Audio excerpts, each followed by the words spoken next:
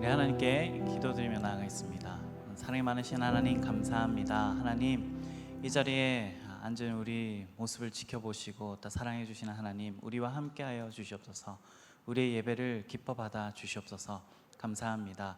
살아계신 예수님 이름으로 기도드립니다. 아멘. 우리 마음을 모아서 하나님께 찬양드리겠습니다.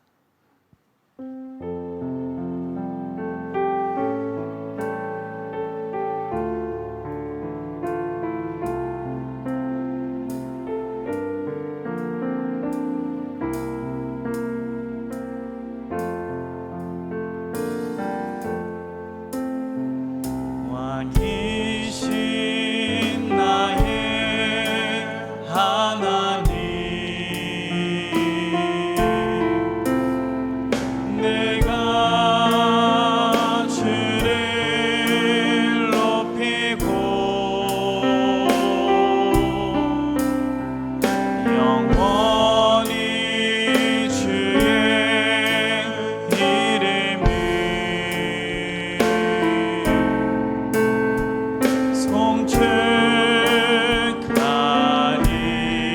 송축하리이다. 왕이신 나의 하나님, 왕이신 나의 하나님, 내가 주를 높이고 영원히 주의 이름을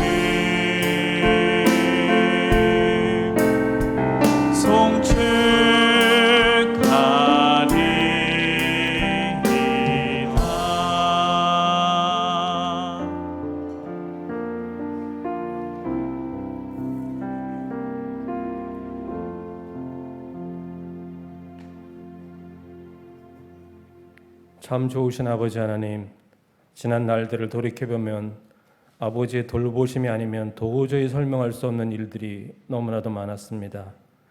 이 시간 그 사랑과 은혜에 감사하여 감사와 찬양과 영광을 올려드립니다.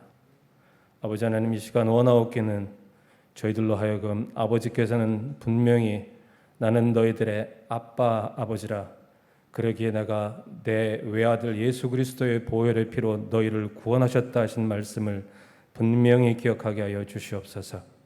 그러나 저희들은 그런 아버지의 안타까운 호소에도 불구하고 입만 열면 저희들은 아버지의 아들이 아니라 종이라는 말로 스스로를 비하하고 있음을 또한 분명히 깨닫게 하여 주시옵소서. 우리의 모든 필요를 아시는 아버지께서 원하시는 시간에 원하시는 방법으로 채워주신다는 그 아버지의 사랑을 믿지 못하고 오히려 노예나 종처럼 울면서 주여 주여라고 부르짖어야만 간신히 한두 개 들어줄까 말까 하는 고약한 주인이라는 생각으로 계속 죄인이라고 부르짖음으로써 아버지의 마음을 갈기갈기 찢어놓고 있지는 않는지 돌아보게 하여 주시옵소서. 돌아온 탕자가 아버지가 모든 것을 용서하고 죽었다 살아난 아들이라 했음에도 불구하고 계속해서 자신의 잘못이 너무 커서 도저히 아버지 아들로 살 수 없고 그러기에 종이나 노예로 살겠다고 한다면 그 아버지의 마음은 얼마나 아플 것인지를 생각하게 하여 주시옵소서. 원하옵기는 저희들 스스로도 자신이 아버지 하나님을 잘 섬기고 있는지 또 잘 살고 있는지에 대해 회의와 좌절에 빠져 있을 때에도 아버지 하나님께서는 결코 흔들리지 않는 한결같은 사랑을 베푸시는 분임을 분명히 깨닫게 하여 주시옵소서. 또한 저희들의 자그마한 찬양에도 자그마한 감사에도 입이 찢어질 정도로 행복해 하시는 아버지 하나님을 깨닫게 하여 주시옵소서.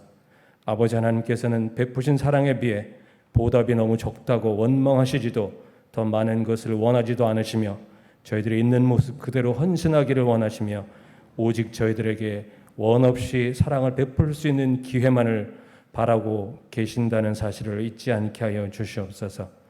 그리하여 앞으로는 저희들 모두가 누구에게인가 베풀어 본 적이 없는 사랑을 아버지 하나님께로부터 받았다는 것을 기억하면서 쉴 수 있는 가정과 교회가 있고 주변에 따뜻한 손과 미소와 마음씨를 가진 가족과 이웃들이 있어서 또한 가족들이 건강해서 만나는 주변 사람들을 사랑할 수 있어서 대접받기보다는 내가 먼저 섬길 수 있어서 조그마한 일에도 만족할 수 있어서 너무나도 좋고 감사한 하루하루를 만들어가는 저희들 모두가 되게 하여 주시옵소서.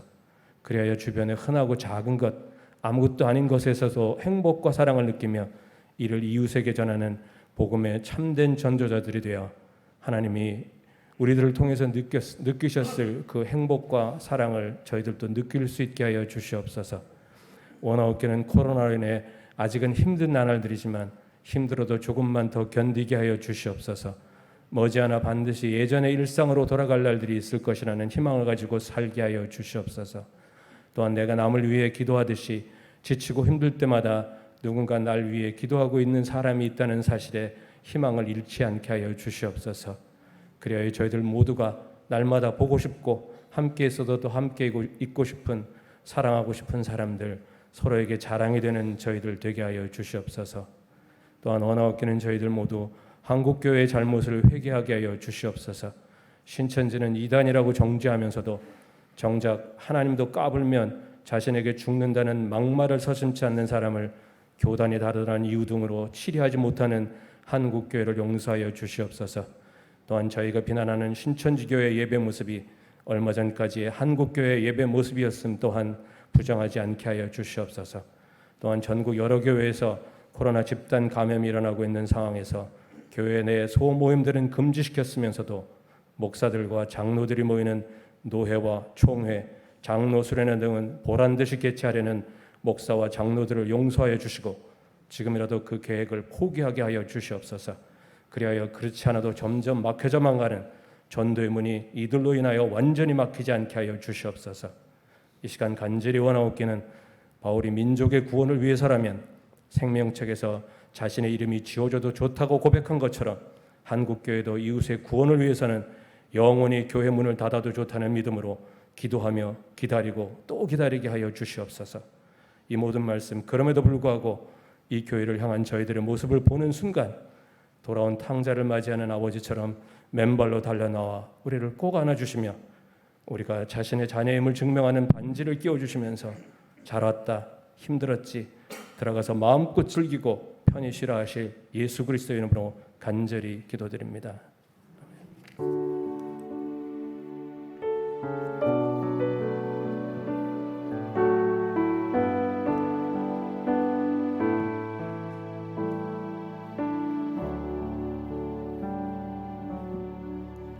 예, 오늘 우리에게 주신 하나님의 말씀은 신약성경입니다. 사도행전 2장 43절부터 47절까지의 말씀입니다. 사도행전 2장 43절부터 47절까지의 말씀 봉독하겠습니다. 하나님의 말씀 경청하시기 바랍니다.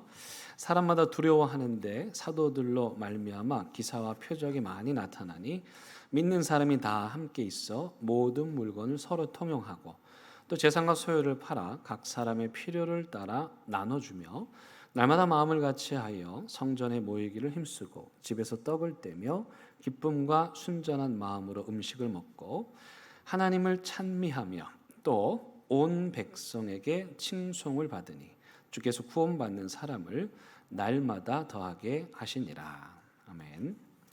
여러분들은 성경책이 얼마나 귀하다는 것을 아시니까 거기에 대해서 말씀을 드리지 않겠고요. 그렇다면 그 위대한 성경책, 이 하나님의 말씀이 기록된 것이 그 동기가 하나님께 있을까요? 아니면 사람에게 있을까요? 다시 말씀을 드리면 하나님께서 인간들에게 이 성경책이 필요해서 본인이 친히 이렇게 우리한테 던져주신 걸까요? 아니면 우리 인간들의 삶의 그 어떤 상황이 하나님으로 하여금 그 성경을 쓰게 하셨을까요? 이슬람의 꾸란의 경우, 경전이죠. 꾸란의 경우는 무함마드가 그 알라로부터 계시를 받고 그 계시의 내용을 적은 거예요. 불교의 경전 또한 석가모니가 그 가르침을 모아서 전해준 거예요. 여러분, 그런데 놀랍게도 우리가 가지고 있는 이 위대한 하나님의 말씀, 이 성경책은 이 책이 쓰여진 동기가 하나님이 아니라 사람이었습니다. 하나님께서 인간의 역사에 개입하시고 성경을 통해서 하나님의 뜻을 드러내시게 된, 다시 말하면 성경을 쓰시게 된, 성경을 우리에게 주시게 된 그 구체적인 동기는 바로 출애굽기 2장 23절의 말씀입니다. 그래서 사실 성경책의 첫 구절은 창세기 1장 1절이 아니고 이 출애굽기 2장 23절 말씀이지요. 이 말씀은 성경을 푸는 실마리아와 같은 것이어서 이 구절을, 출애굽기 2장 23절 이 말씀을 잡고 당기면 마치 뒤엉킨 실타래가 풀리듯이 하나님의 말씀의 비밀이 풀리게 되어 있습니다. 그렇다면 그 말씀의 내용이 무엇인지 여러분 몹시 궁금하시죠? 예, 한번 보시겠습니다. 출애굽기 2장 23절, 하나님께서 성경을 쓰시게 된 그 이유가 바로 여기에 나와 있습니다. 이스라엘 자손이 어떻게 해요? 탄식하며 부르짖으니, 그 이집트에서 노예로 살면서 너무도 고통스러워서 그냥 하늘을 향해 통곡하며 울부짖으니, 그 울부짖고 부르짖는 소리가 하나님 앞에 상달된지라. 그래서 하나님께서 그 인간들의 고통, 그 인간들의 아픔을 들으시고 너무도 가슴이 아파 자신이 사는 하늘 보좌를 버리시고 이 땅에 내려오셔서 우리와 함께 동거하시고 우리에게 생명의 책 하나님의 말씀을 주신 겁니다. 여러분 놀라시지 않으십니까? 이 성경책이, 이 거룩한 하나님의 책에 기록된 게 하나님에게 있는 게 아니고 세상의 인간, 그것도 이집트의 노예, 가장 가난한 약자들의 울부짖는 소리, 우는 소리, 그게 성경이 쓰여지게 된 동기였다는 거예요. 이게 다른 종교와의 차이예요.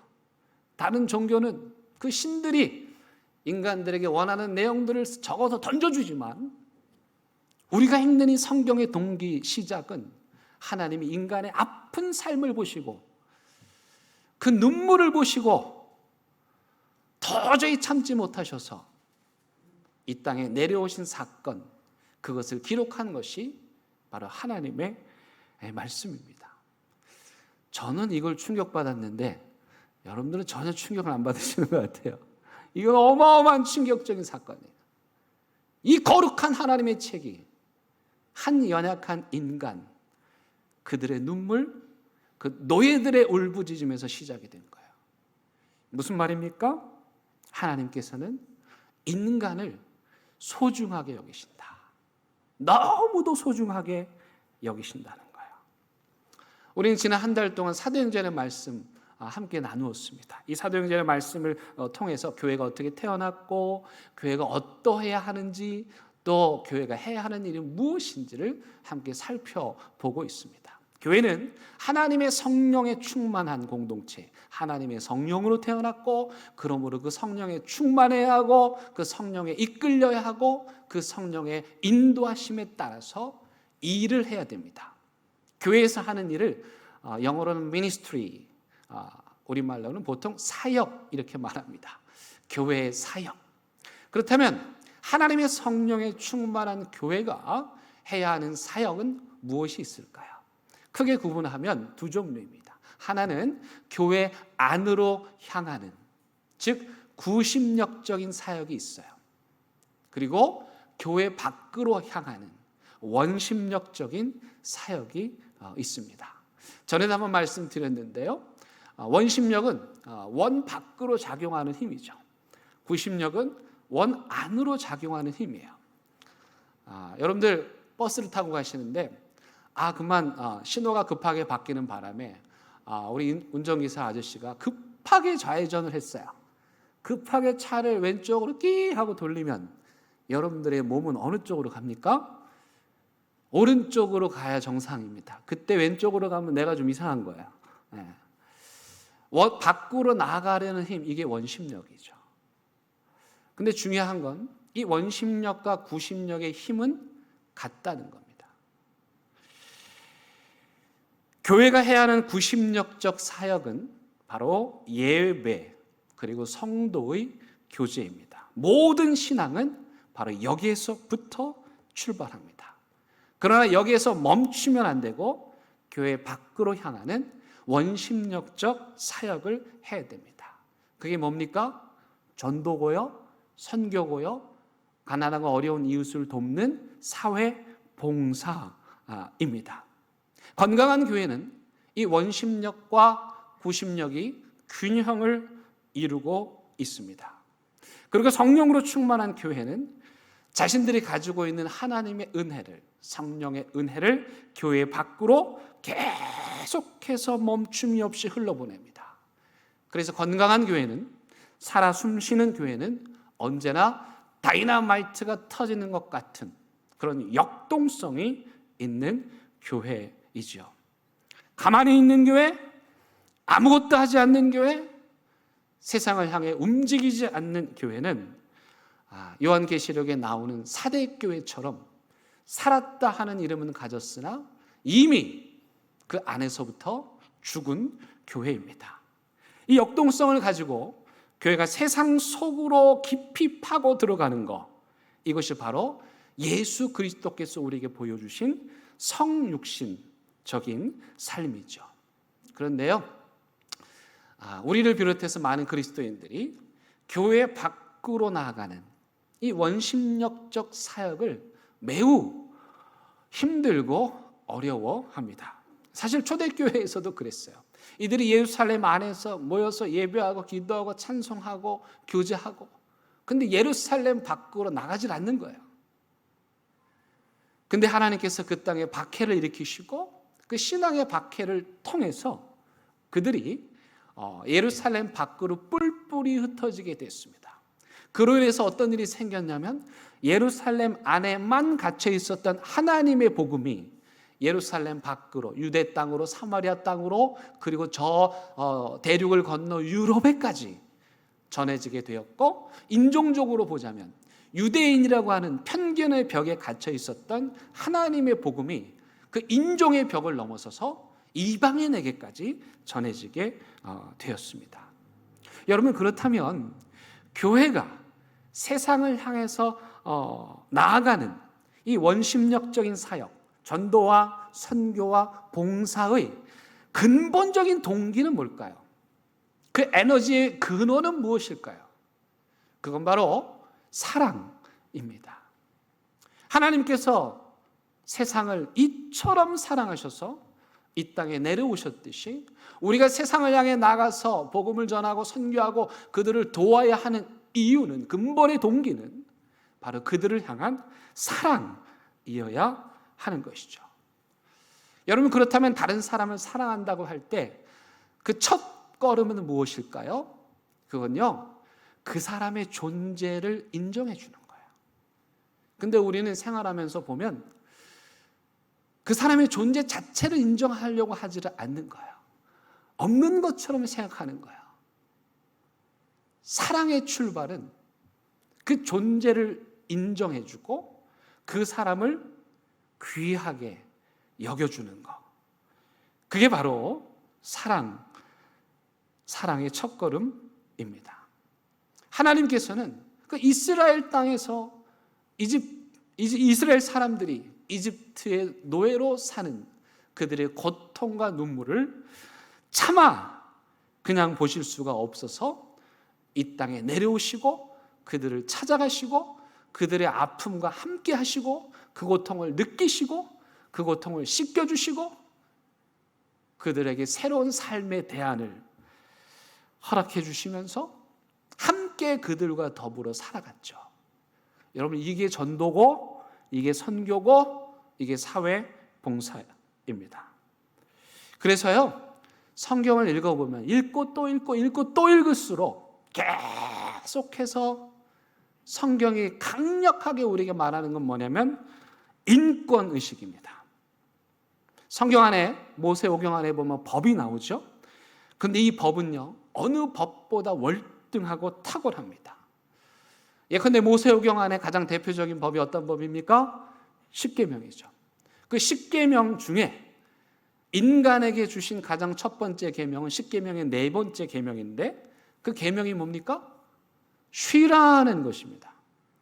일하지 말고 쉬라 하는 것이에요.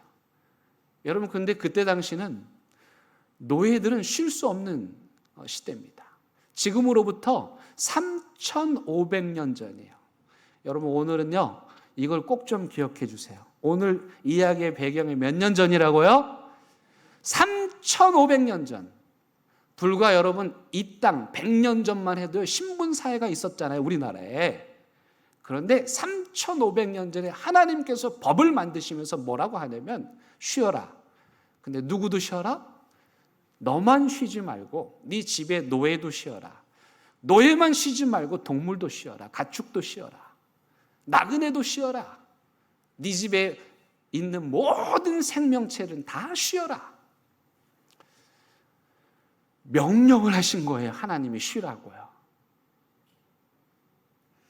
그때 당시에 노예는 사람의 소유물이었는데 하나님은 노예들을 인간으로 대접하고 계십니다. 십계명보다 조금 더 앞선 함무라비 법전이라는 게 있습니다. 우리 수요 성경 공부 나오신 분들은 잘 아실 텐데요. 이 함무라비 법전도요, 아주 탁월한 뛰어난 법전입니다. 그런데 이 함무라비 법전과 십계명의 차이가 있어요.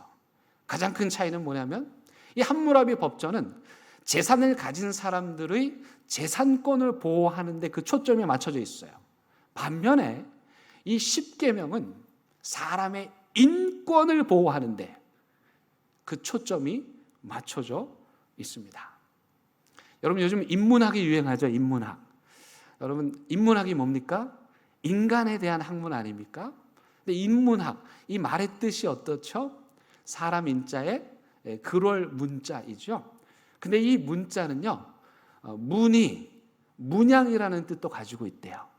그러니까 인문이라는 말은 사람의 문의, 사람의 문양이라는 뜻이에요. 다시 말씀드리면 우리들 한 사람 한 사람에게는요, 고유하고 독특한 그만이 가지고 있는 문의와 문양이 있다는 거예요. 여러분, 우리 성금이 있죠? 예, 전 세계 60억 사람이 다 다르듯이 하나님께서 우리를 만드실 때 각 사람마다 사람의 문양, 사람의 문의를 다 여기다 새겨 넣으셨다는 거예요.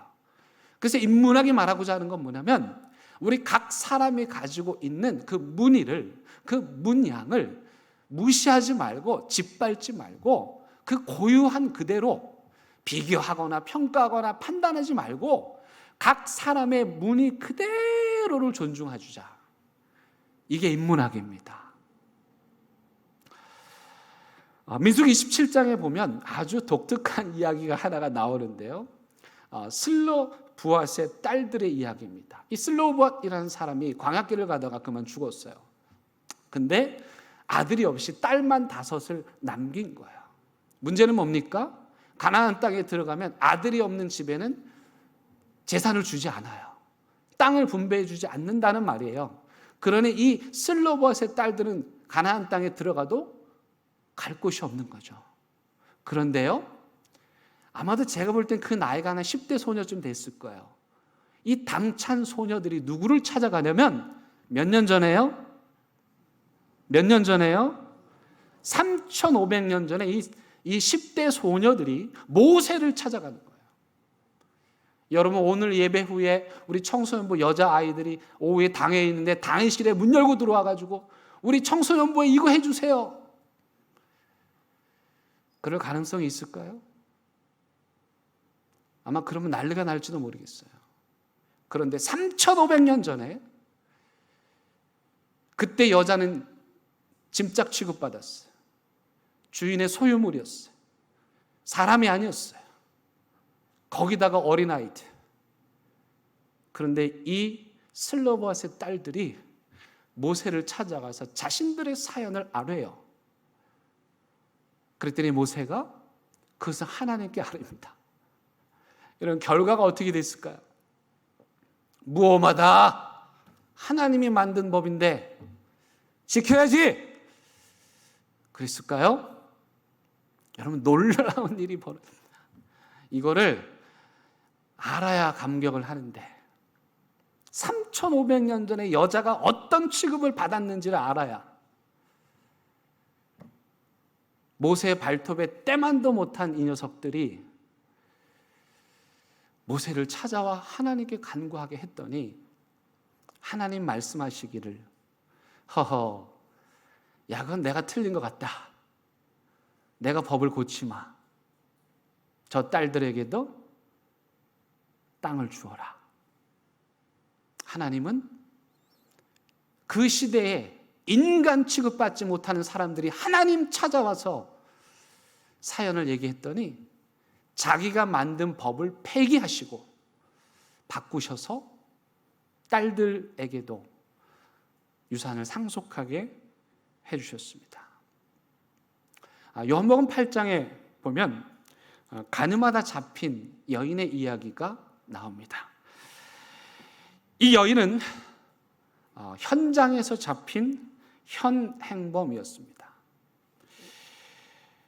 시대를 막론하고 간음은 용납할 수 없는 죄인데 설상가상 현행범이었으니 이 여인은 자기 스스로의 인권을 포기한 것이고 자기 스스로 포기한 인권을 법도 그 누구도 보호해 줄 리 만무했습니다. 사람들이 발가벗겨진 이 여인의 머리채를 끌고 예수님 앞에 내동댕이 칩니다. 분노하는 모습으로 예수님을 향해서 이 여인을 심판하라 말합니다. 사실 너무 쉬운 판결이죠. 현행범이니까, 명백한 죄니까. 근데 예수님은 쉽게 판결하지 않으십니다. 갑자기 혼자 땅에 주저앉으시더니 글을 쓰세요. 인간의 호기심은 예수님이 도대체 그때 무슨 글을 쓰셨을까? 저도 궁금하긴 하지만 사실은 그게 중요한 게 아닙니다.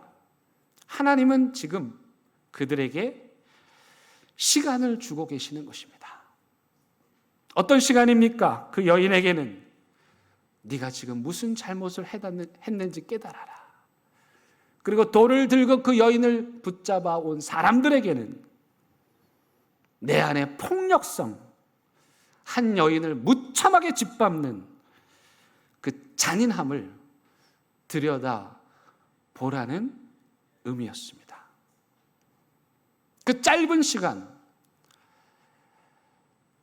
그들은 자신들 안에 있는 그 끔찍한 타인을 향한 폭력성을 깨닫고 손에 움켜쥐던 돌을 내려놓고 하나 둘씩 사라지게 되죠.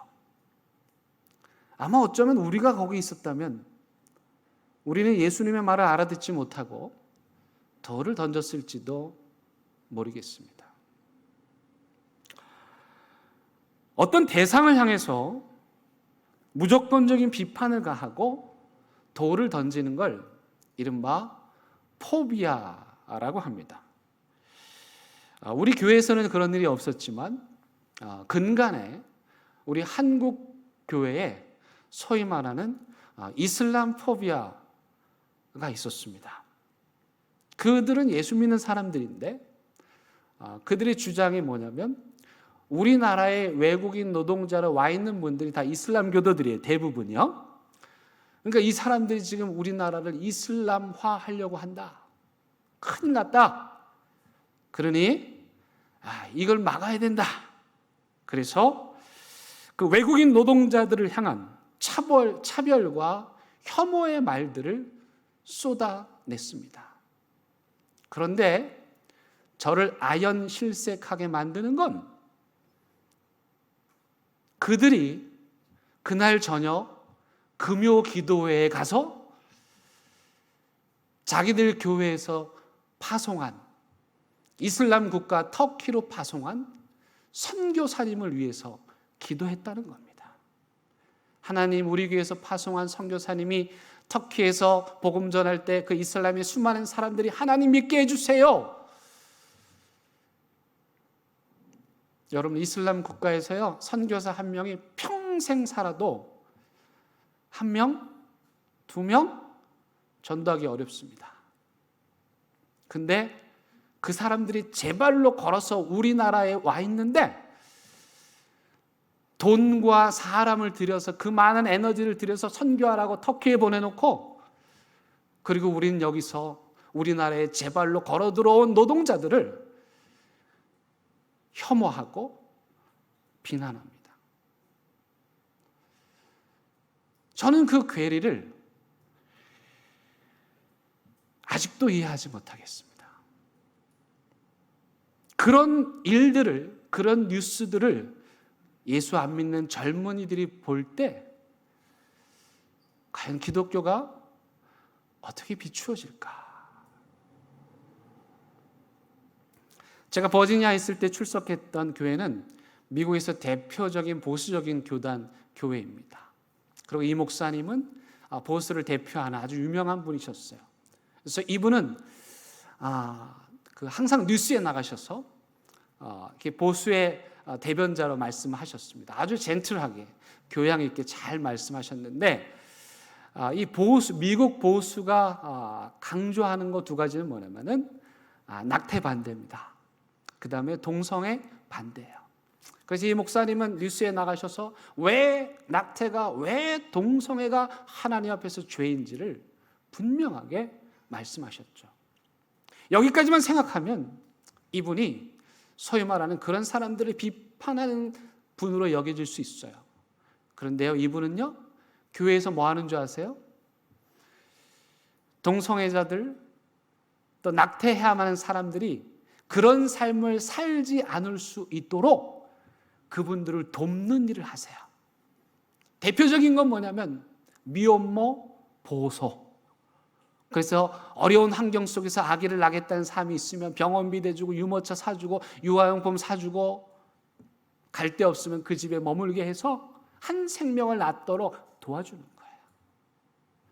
누군가를 향해서 비난을 한다면, 누군가를 향해서 하나님의 말씀으로 손가락질을 해야 한다면, 그 다른 한 손으로는 그 사람을 도울 수 있는, 그 사람이 그런 삶을 살지 않도록 건져낼 수 있는, 자기를 희생하는 그런 삶이 필요한 겁니다.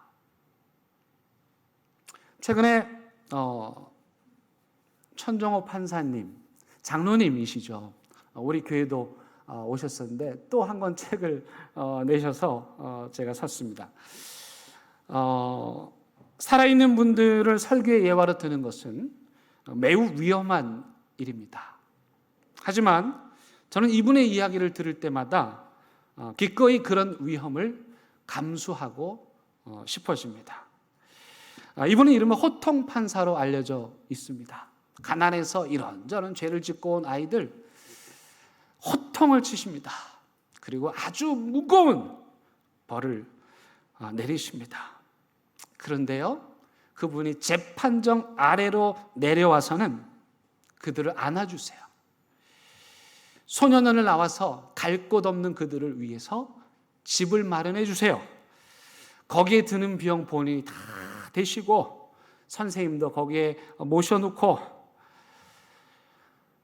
갈 곳 없는 그 아이들을 돌보십니다. 우리 교회 피택자 교육 때 여기를 멀찌감치 방문한 적이 있죠. 이분이 어떤 사연으로 인해서 그 가정 법원 재판을 못하게 되고 다른 데로 옮겨갔어요. 그런데 이건 법조계에서는 소위 말해 승진이에요. 더 좋은 길이에요. 그런데 이분은 아이들 떠나게 됐다면서 한 달 동안을 하나님 앞에 가슴 아파하며 우셨대요. 이 책에서 이분이 말하는 정의란 하나님의 선을 통해서 이루어지는 것입니다. 이분은 자신이 판사이기에 법을 엄격하게 적용하지만 그 재판정에서 내려오면 하나님의 선, 그 하나님의 선이라고 하는 다른 손을 통해서 그들을 보듬어 주고 계십니다. 이 세상에서 가장 가난한 아이들, 편 들어 줘봐야 나중에 찾아올 힘조차 없는 아이들, 그런 아이들의 친구가 되어주시고 자기 모든 것을 다 쏟아붓는, 저는 이런 좋은 그리스도인이, 진짜 그리스도인이, 진짜 장로님이 우리 부산에 계시다는 게 얼마나 감사한지 몰라요. 그런데요, 저는 이분의 이 이야기가 앞으로는 너무 흔해져서 더 이상 이분의 이야기가 설교거리가 되지 않았으면 좋겠습니다. 예수님께서 가늠하다 잡혀온 그 여인에게 무죄를 선고하신 것은 아닙니다. 분명 유죄를 선고하셨죠. 하지만 예수님께서는 하나님의 형상을 닮은 그 여인이, 완전히 일그러지고 내동댕이 쳐진 그 여인이 다시 어떻게 그 하나님의 형상을 회복할 수 있는지에 대한 새로운 대안을 주셨습니다. 우리는 평생 이 예수님을 닮으려고 해도 다 닮을 수는 없을 것입니다.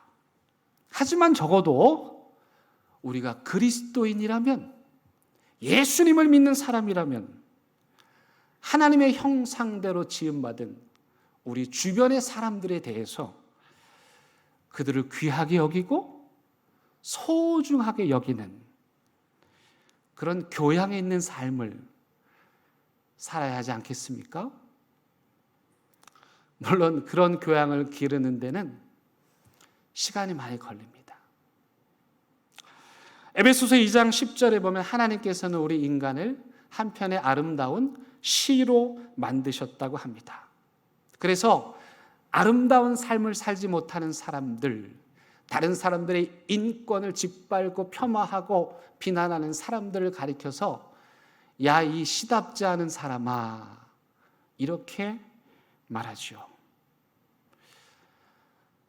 사랑하는 대형교회 성도 여러분, 이 세상이 아무리 우리에게 혐오를 부추긴다고 해도 하나님의 자녀로서의 그 아름다움은 제발 잃지 마시기를 바랍니다. 우리 말씀 생각하며 함께 찬양하시겠습니다. 우리가 한 달 동안 성령에 대한 말씀 나눴습니다. 이 땅에 지금 바짝 메말라 있습니다. 우리 마음이, 우리 가정이 황폐해져 있어요. 우리 교회가, 이 나라가. 하나님께서 우리가 찬양할 때 이 빈들에 마른 풀 같은 우리의 인생에 하나님 성령의 담비 부어 주옵소서.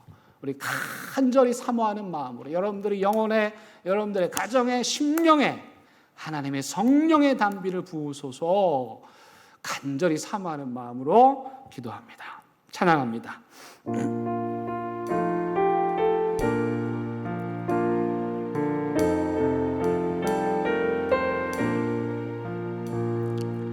빈들의 마른 풀같이 시드는 나의 영혼, 주님이 약속한 성령 간절히 기다리네.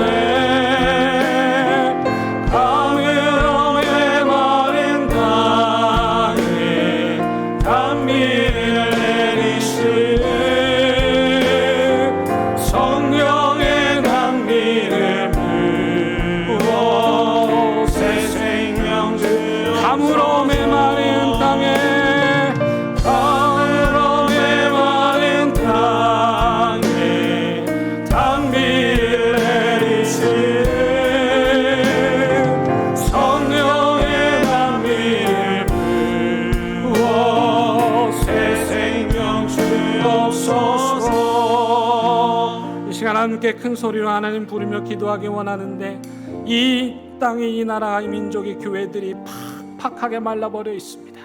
사방에서 곳곳에서 아우성소리 신음소리 들리고 있는데 하나님, 이 메마른 우리의 마음에, 딱딱한 우리의 마음에 하나님의 성령의 은혜를 부으시고 우리 가정에, 우리 교회에, 이 민족에 주여 성령의 은혜를 충만하게 부어 주옵소서.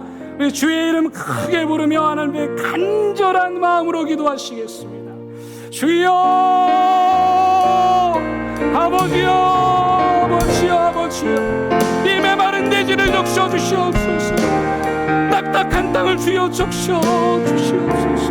하늘의 은혜를 부으소서. 하늘의 성령을 부으소서. 우리의 메마른 대지를 적시어 주시옵소서. 교만한 우리의 심령을 깨우쳐 주시옵소서. 주여 기도합니다. 메마른 우리의 가정에 하나님의 은혜를 부어 주시옵소서. 말라 비틀어져 버린 우리 인간관계를 회복되게 하여 주시옵소서.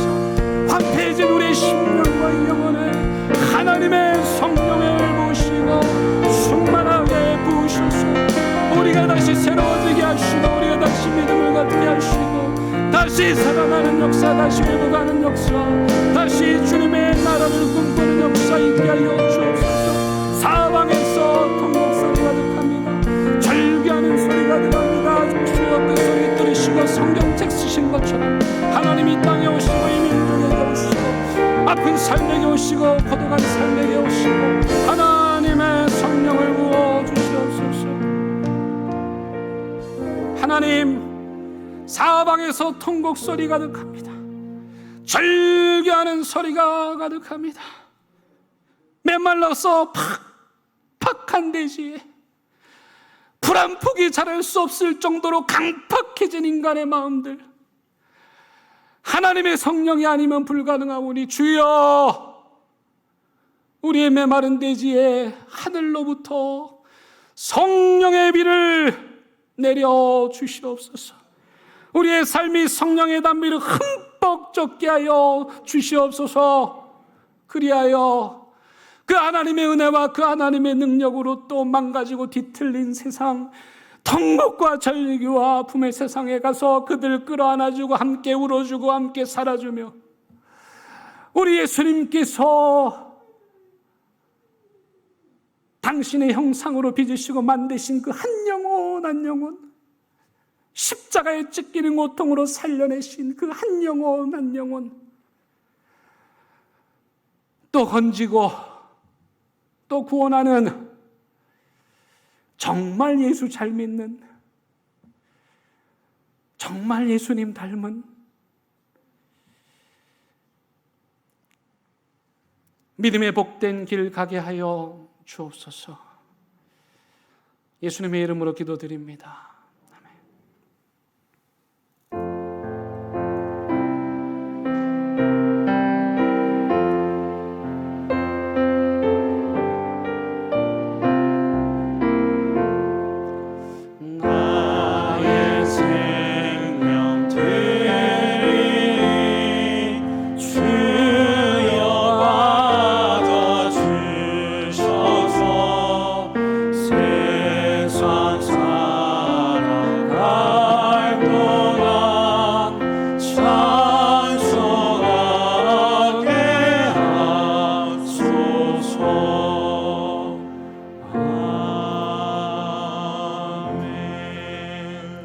하나님, 이 시간 하나님 앞에 귀한 예물 올려드립니다.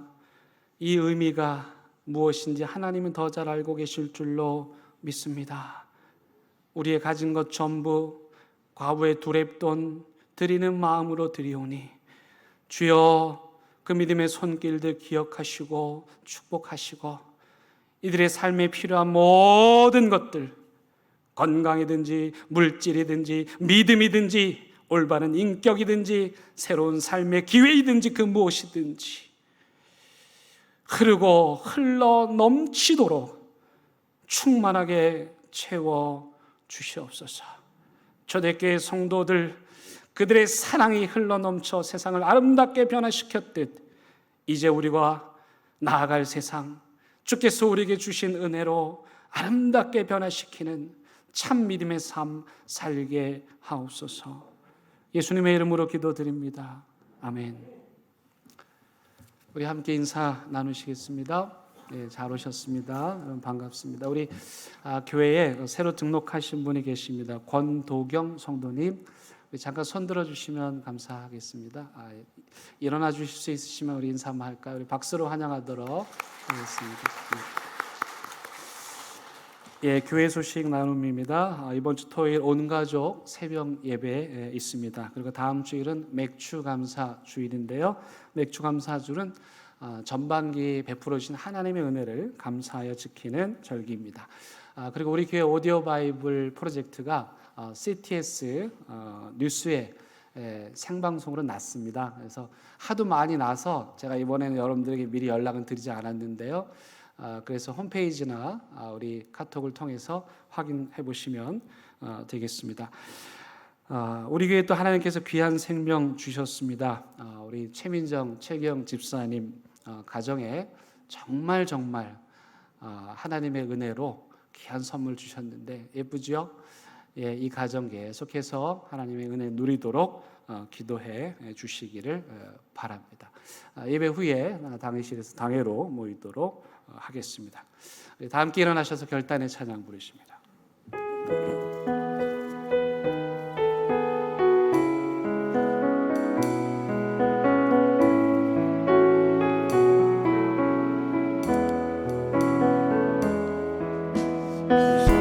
하나님의 모욕이 감사하여 그 놀라운 평안을 누리며 나 그대들과 함께 걸어가네. 나 그대들과 희망을